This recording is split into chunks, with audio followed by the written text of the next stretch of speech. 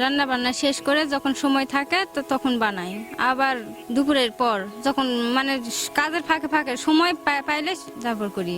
এই যে সুতা টুপি, প্রথমে সুতা ঢুকানো লাগে সুচে, তারপর দিয়ে সেলাই করতে হয়। আমাদের টুপি দেওয়ার একজন মানুষ আছে বাড়ি নওগাঁতে, সে দিয়ে যায় আসে। আর আমরা এই বিভিন্ন কালারের সুতা দিয়ে কাজ করি, পেস্ট কালার, আকাশি কালার, তারপরে লাল, গোলাপি, মেটে কালার, এগুলো দিয়ে কাজ করি। অনেক বিভিন্ন, এক এক এক টুপির এক এক দাম। অনেকটা আছে 2000, কোনোটা আছে 1500, 1200, 1000, আবার অনেকটা আছে 500, 600। যেইটার যেই রকম কাজ সেই রকম করে করতে হয়। একটা টুপি করলে ভালোভাবে যদি করি তাহলে 1 মাস সময় লাগবে, আর যদি সেরকম ভাবে না করি তাহলে 1.5 মাস, 2 মাস এরকম করে চলে যাবে। আর এগুলো সংসারের কাজে যদি লাগে তাহলে দেই, আর না লাগলে নিজেরই। টুপি দিয়ে যায়, সুতা দিয়ে যায়, ওরা সুই সব কিছু দিয়ে যায়, আমরা শুধু কাজ করি। যে হালে কষ্ট সে হালে মজুরি তো আমরা পাই না।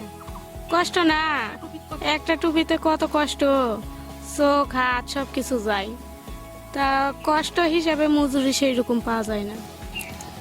লাগে মাসখানিক, যারা মনোযোগ সহকারে করে 15 দিনে করতে পারে। এসব টুপি 1000-1200 করে দিলে গেছি আমাকে পোষায়, তা তো পাই না আমরা। হাতে সেলাই করি, এই টাকা দেখি নিজের যা কিছু লাগে লাগে না, মেয়ে মানুষের অনেক কিছুই তো লাগে, বুঝেন না, সংসারে লাগে, এগুলোর বাবদের টাকা পয়সা যায়।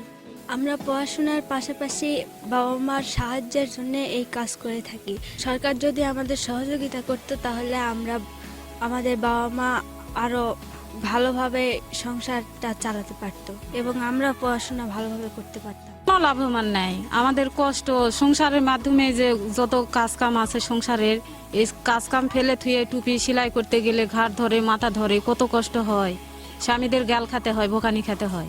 তারপরও আমরা ওই সেলাই করি, কিন্তু বেতন পাই না, তো দাম পাই না। ভালো টুপি সেলাই করতে আপনাদের যার সংসারের অল্প কাজ, তারা হয়তো 1 মাস 1.5 মাসেই হয়তো সেলাই করে ফেলে 1000-1200 এই পর্যন্ত, সর্বনিম্ন 300, 400, 500 যে একই সময় লাগে।